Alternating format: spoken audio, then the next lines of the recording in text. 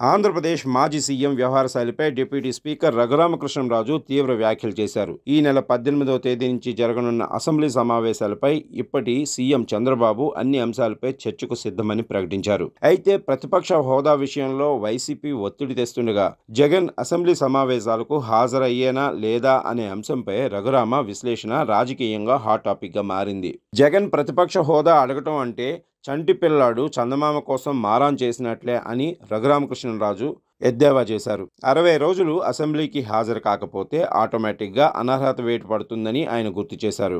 జగన్ రాకపోతే పులివెందులలో by election తప్పదని అన్నారు. అలాగే ఎమ్మెల్యేలు శాసనసభ సమావేశాలను బహిష్కరిస్తే వారు కూడా పదవికి అర్హులు కాదని రఘురామ హెచ్చరించారు. వయసులో పెద్దవాడిగా ఉపసభాపతిగా జగన్ అసెంబ్లీకి రావాలని కోరుతున్నాను అని స్పష్టం చేశారు.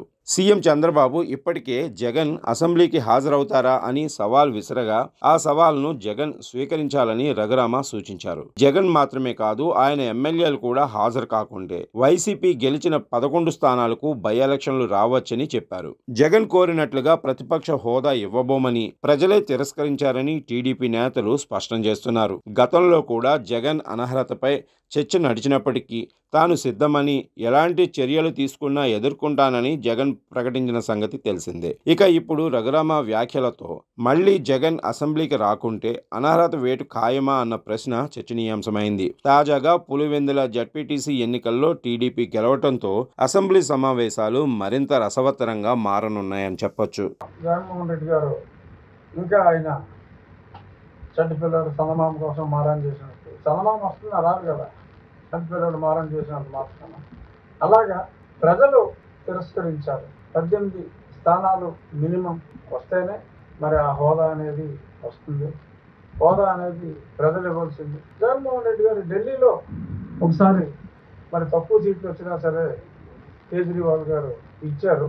అతను రూల్స్ వైలేట్ చేసి ఒక ఛాలెంజ్ లాగా తీసుకోండి పోండి అన్నట్టుగా ఆయన ఇచ్చారు. అది రూల్కి వ్యతిరేకంగా ఆయన ఇచ్చాడు. ఎవరో ప్రశ్నించలేదు, నడిచిపోయింది. కానీ ఇప్పుడు అది చూపెట్టి మరి 175 వస్తాయని చెప్పని మరి 11 వచ్చిన తర్వాత మళ్ళీ ఎలాగ ప్రజాభిమానం పొందాలి అన్న ఆలోచన లేకుండా లస్సం సినిమా చూశారు. కమలారెడ్డి గారు మేరీ ప్లీజ్ అంటూ ఉంటారు. అలాగా అన్నిసార్లు ప్రతిపక్ష హోదా ప్లీజ్ అవసరం. మరి ఎన్నో మరి 5 సంవత్సరాలు ముఖ్యమంత్రిగా ఆయన ఇష్టం వచ్చినట్టుగా పరిపాలించిన ఆ వ్యక్తికి ఇది అవసరం అనేది కొంత ఆలోచించుకోవాలి. ఎనీహో మాకు కొన్ని రూల్స్ ఉన్నాయి.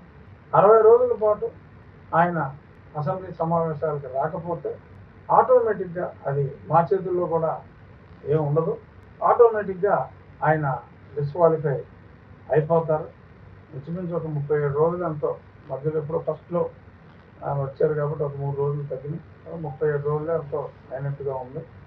మరి ఈ సమావేశాలు తర్వాత సమావేశాలు కూడా మరి ఆయన రాకపోతే మొన్న పులివెందులలో బై ఎలక్షన్ వచ్చింది కదా, అలాగే పులివెందుల అసెంబ్లీకి కూడా బై ఎలక్షన్ వచ్చే అవకాశం ఉండొచ్చు.